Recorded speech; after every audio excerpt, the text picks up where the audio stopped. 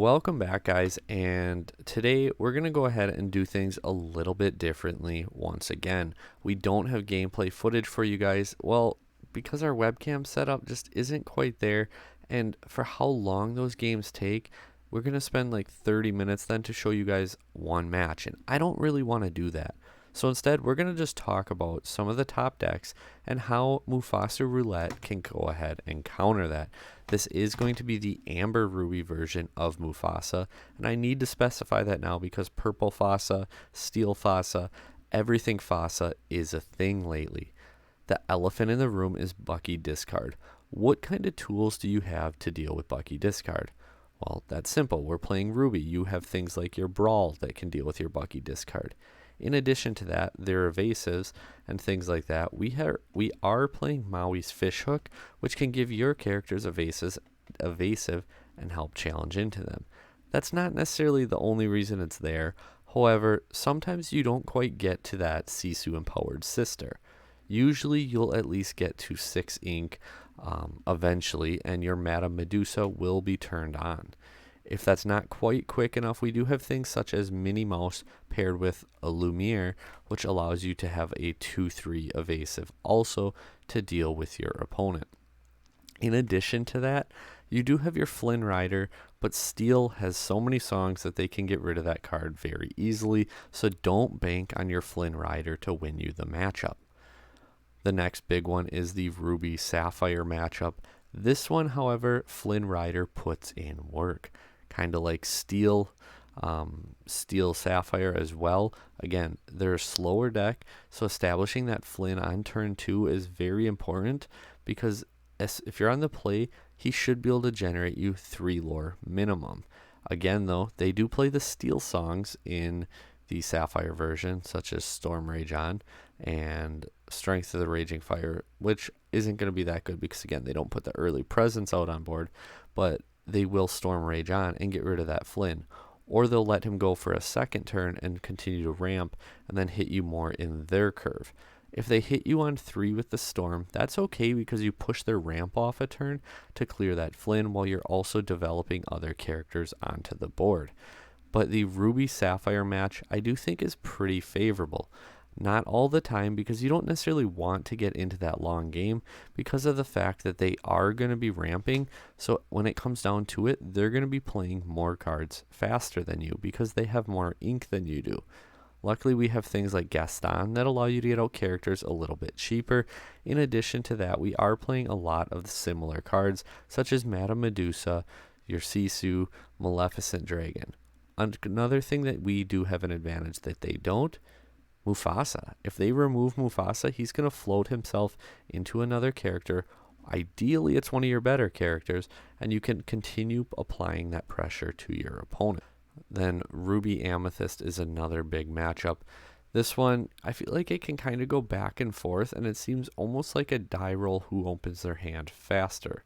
You're both playing the Ruby engines that are relatively similar. You're both playing Flynn's, so sometimes that Flynn isn't quite going to swing in your favor because of things like Madame Mim Fox. They can just get out those 4 attack characters a little bit sooner than you can, and you're both playing Maui.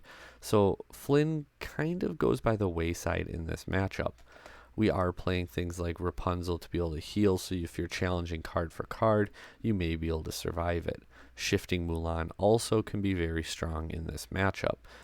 The Mufasa floating is just going to help you in any of these Ruby matchups because things like Madame Medusa, Be Prepared, they're just not quite as impactful. They are still great cards. But when you can float into something else, especially, again, if you hit one of your better cards, which that's why we try to load up on them, it just feels really, really strong. So let's go ahead and talk about the deck list. I'm going to start you guys off at the bottom just so I can fix that. The deck isn't the cheapest. Again, we're playing Rapunzel. You're playing Maleficent Dragons. It's not going to be a very cheap deck. This one actually comes in at around $500. We're playing 11 uninkable cards, and in our 1-drop, we're only playing the Mulan Injured Soldiers. You don't want to load up on 1-drops because 1, the format is slow, and 2, It really hurts to hit a 1-drop off of Mufasa. It just feels so bad. Coming in injured is okay though, because it helps establish your draw engines and just get you more cards. So you want to, ideally, if you can hit her, hit Mulan on 1, and then on 2, you want to come back with like Flynn Rider. If you missed your Mulan, coming back with Mother Gothel can be strong. Keep in mind though, sometimes it hurts when you play Gothel on 2, and now your opponent potentially has 2 turns to respond to her, whereas if you play her on 3, your opponent only has that 1 turn. A big argument can be made, however, that they're still going to have both of those cards.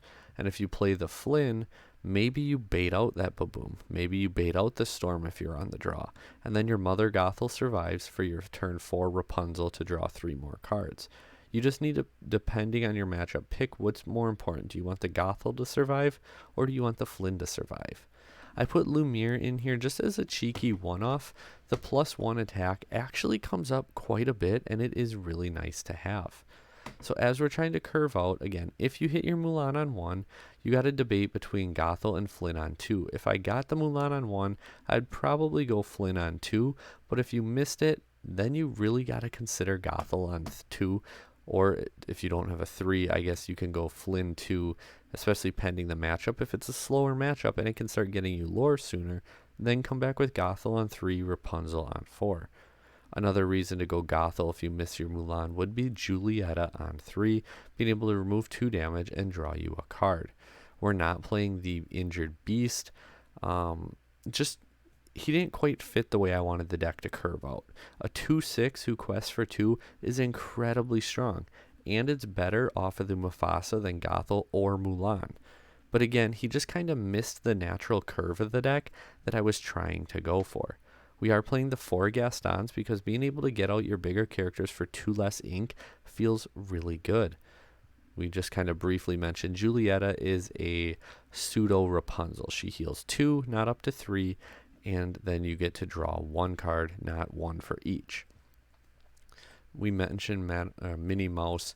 Obviously, the Lumiere plus Minnie isn't going to be a reliable combo to out like a Diablo. It's just one option that is there. We're playing 4 of the Embodied Warrior Sisus. Getting 1 extra strength for every card in your opponent's hand is very, very good. The 4 willpower is even better. And then you add in she's inkable and quests for 2. This card fits everything you're trying to do with this deck, and then some. So that's why we're playing her at 4, because if you go like Flynn 2, Sisu 3, you're going to be getting, if they can't answer the Flynn, probably 6 to 9, possibly even more lore before your opponent can do anything about it. In that 4-drop spot, we are playing just the Rapunzel, and then in 5s and 6s, 7s, as we get bigger, again, we wanted to load up here. 4 Mufasas. You're playing Mufasa roulette. It shouldn't be that big of a surprise. Maui is such a crazy card right now, especially if locations do find their way back into the format, which it seems like they're going to be more common moving forward. The 6 attack rush character is so good, and you can ink him if you need to. That is just so much value out of a single card. We opted for no Tremaine because Tremaine is much better when you pair her with a Be Prepared, and then you come back with Tremaine on the follow-up. Since we're not playing Be Prepared, I've decided to max out on the Madame Medusa instead. So if you're wondering why no Tremaines, that is why. If I'm playing Be Prepared, absolutely I think Tremaine is the better follow-up afterwards because it hits anything unless they put out multiple characters. We're playing Little Mulan, so Big Mulan Shift is so good.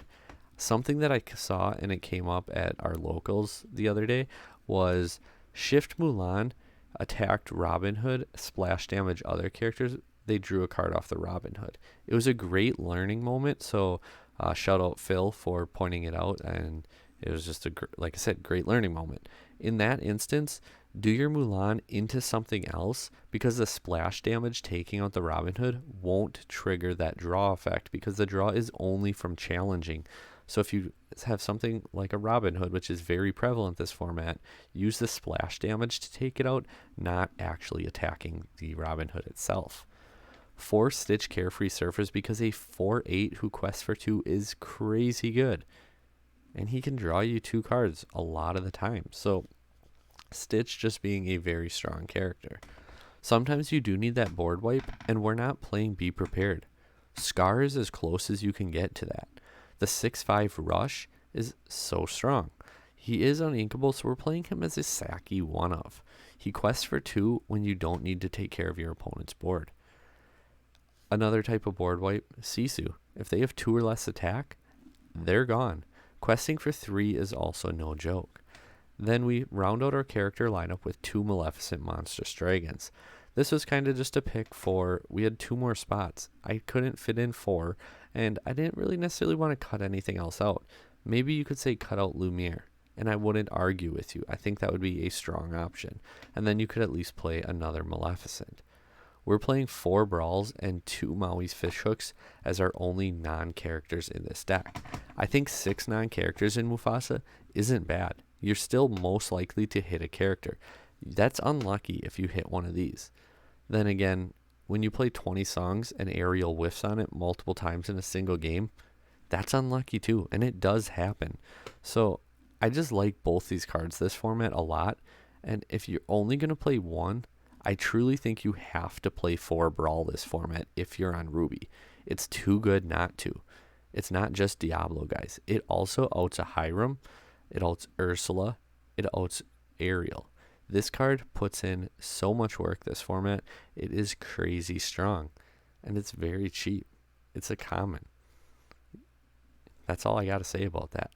Thank you guys for watching. Did you like the way this video was put together? Should we keep messing around with how we present this information, or are you content with it? What other decks do you want to see? Until next time, guys, take care. Like, subscribe, comment down below. You guys know the drill. See ya.